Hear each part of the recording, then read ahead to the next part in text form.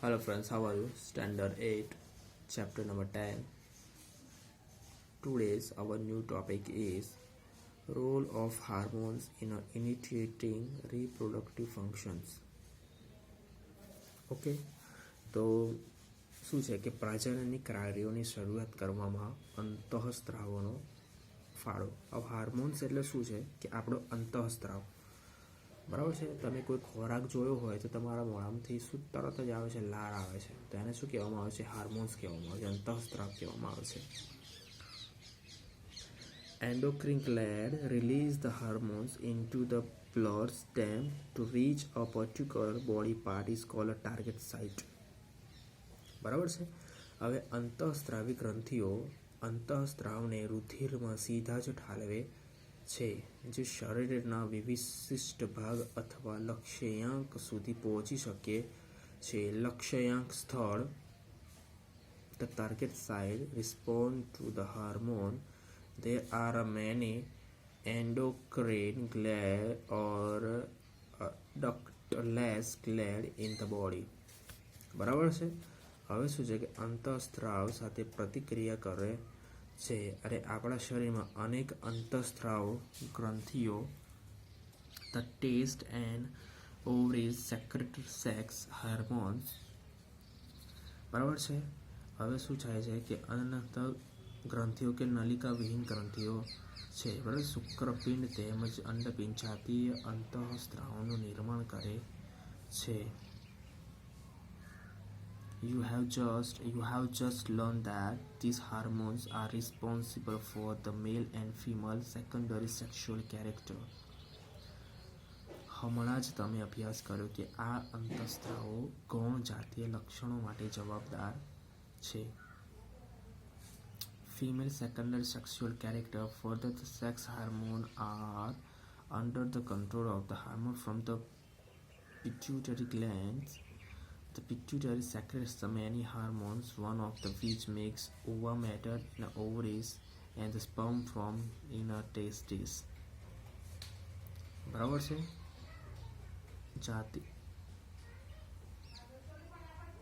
જાતિ અંતઃસ્ત્રાવોમાં નિયંત્રણમાં હોય છે. પિટ્યુટરી ગ્રંથિ અનેક અંતઃસ્રાવમાં ઉત્પન્ન કરે છે. અંતઃસ્રાવમાં અંડપિંડ તેમજ શુક્રપિંડના કોષોના પરિપક્વને નિયંત્રિત કરે છે. Hormones from a pituitary stimulate testes and ovaries to release testosterone and estrogen. પિટ્યુટરી ગ્રંથિમાંથી સ્ત્રીવિત અંતઃસ્ત્રાવ પ્રજનન અંગોને ટેસ્ટોસ્ટેરોન અને તથા ઇસ્ટ્રોજન માદાને ઉત્પન્ન કરવા માટે પ્રેરિત કરે છે. Release in a blood stream and reach part of the body target site. હવે રુધિરમાં પ્રવાહમાં મુક્ત થાય છે તથા શરીરના વિભિન્ન ભાગો સુધી પહોંચે છે. Stimulate change in the body on onset puberty. યૌવન આરંભમાં દરમિયાન તે શરીરમાં પરિવર્તનો ઉત્તેજિત કરે છે.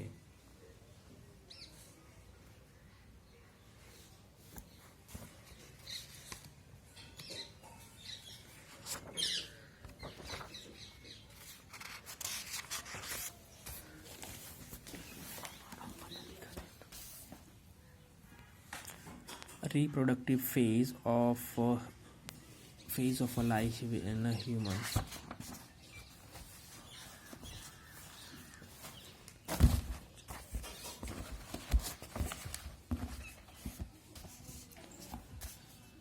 મનુષ્યમાં પ્રજનન કાળની અવધિ. Adolescents become the capable of reproduction when their testes and ovaries begin to produce the gametes. બરાબર છે. જ્યારે તરુણોમાં શુક્રપિંડ અને અંડપિંડના જન્યો ઉત્પન્ન કરવા લાગે છે ત્યારે પ્રજનનને યોગ્ય થઈ જાય છે. The capability of maturation and reproduction of gametes lasts for a much longer time in a males than a females. બરાબર છે. જન્યુની પરિપક્વતા તેમજ ઉત્પાદનની ક્ષમતા પુરુષોમાં સ્ત્રીઓની સરખામણીમાં વધારે હોય છે. In a female, The reproductive phase of a life begins puberty 10 to 12 years of age and generally lasts till the age of approximately 40 to 50 years. બરાબર છે. તો સ્ત્રીઓની જે પ્રજનનની અવસ્થાઓ છે એ યૌવનના આરંભે 10 થી 12 વર્ષની હોય છે અને સામાન્ય રીતે 45 થી 50 વર્ષની ઉંમર સુધી ચાલ્યા કરે છે. The ova begin to mature with the onset puberty. One man ovum matures is released by the ovaries once the about 20 to 18 years. During this period, the wall of a ureter become thick, so the receive the egg in a case of the fertilization and begin to develop. The result in the pregnancy. તો શું થાય છે કે યૌવન આરંભથી અંડકોશમાં પરિપક્વ થવા લાગે છે. અંડકોશમાં એક અંડકોશ પરિપક્વ થાય છે લગભગ 28 થી 30 દિવસનો અંતરાલ કોઈ પણ એક અંડપિંડ દ્વારા મુક્ત થાય છે. આ સમયમાં ગર્ભાશયની જાડી દિવાલ અને જેનાથી અંડકોશના મુક્ત થયા બાદ યુગ્મજનને ગ્રહણ કરી શકે જેના ફળ સ્વરૂપે ગર્ભધારણ થાય છે. If fertilization goes not occur, the released egg and thickened lining of a ureter along with the blood vessel are shed off. This causes the bleeding in a woman, which is called menstruations.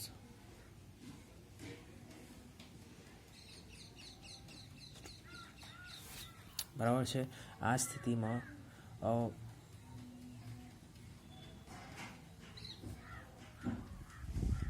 Okay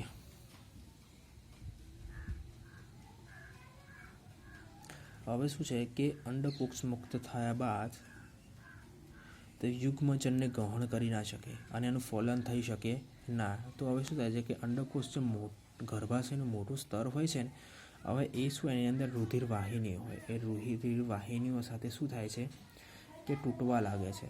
હવે જે રીતે તૂટે છે એ રીતે તૂટું થાય એટલે આપણે શું કહેવાય મેન્સ્ટ્રુએશન કહીએ છીએ એટલે કે ઋતુસ્રાવ પીરિયડ્સ કહેવાય છે.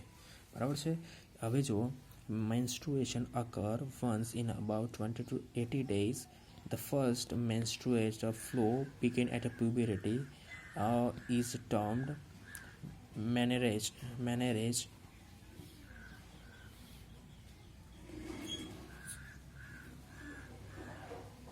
બરાબર છે.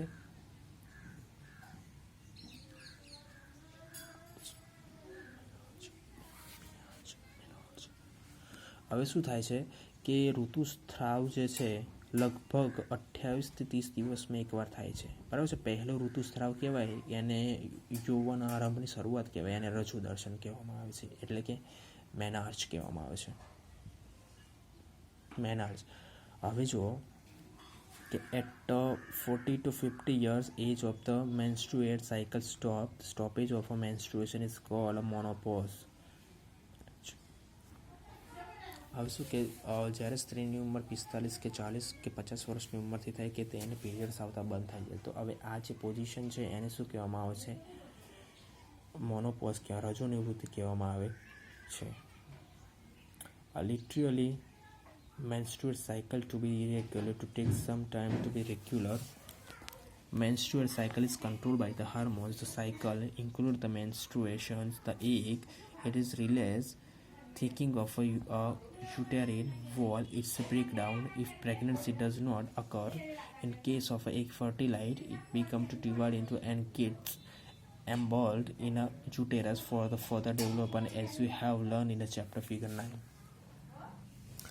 હવે જુઓ કે ઋતુસ્રાવ ચક્રનું નિયંત્રણ અંતઃસ્ત્રાવો દ્વારા થાય છે. આ ચક્રમાં અંડકોષોનું પરિપક્વ થવું તેનું મુક્ત થવું અંડપાદ છે ગર્ભાશયની દિવાલનું જાડું થવું તેમજ ફલન ન થવાની સ્થિતિને તેનું તૂટવું વગેરે તેમાં સામેલ છે. જો અંડકોષોનું ફલન થઈ જાય તો તે વિભાજન કરે છે તથા ગર્ભાશયમાં વિકાસ કરવા માટે સ્થાપિત થાય છે જેને અગાઉ આપણે સ્ટાન્ડર્ડ 9માં આપણે આનો અભ્યાસ કરી ચૂક્યા છે.